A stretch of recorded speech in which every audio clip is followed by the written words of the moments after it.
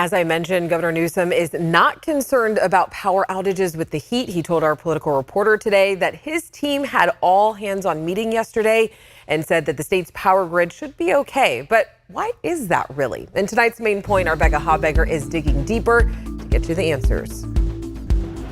Here on To The Point, we're not going to pull out that tired old local TV news gimmick where we try to show you how hot it is by baking cookies or frying eggs.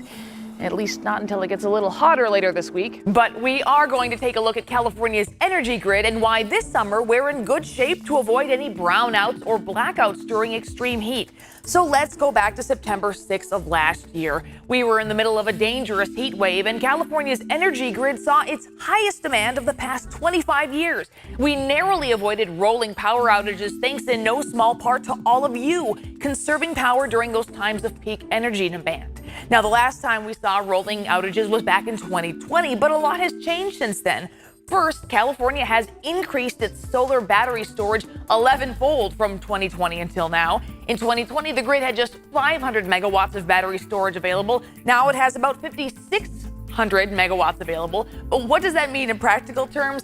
Well, Cal ISO, the authority that oversees 80% of the state's electricity, says 5,000 megawatts can power about 3.8 million homes for up to 4 hours before those solar batteries need to be recharged. So during periods of high demand, the grid can pull from batteries instead of relying so much on borrowing from, say, other states who themselves might be experiencing a heat wave. Now, the other big change, of course, we are no longer in a drought, and California has a lot more hydroelectricity available than it has in recent years. At the beginning of April, we were looking at almost 2.5 times average hydro conditions, obviously putting us in a much better situation going into the summer.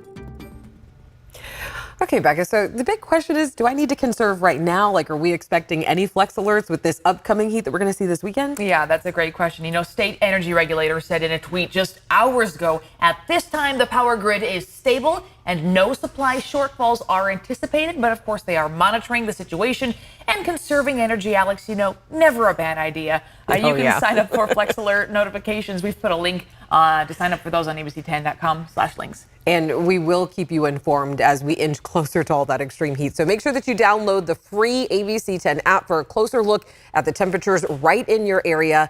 It's free on your device's app store. Did I mention one more time? It's free.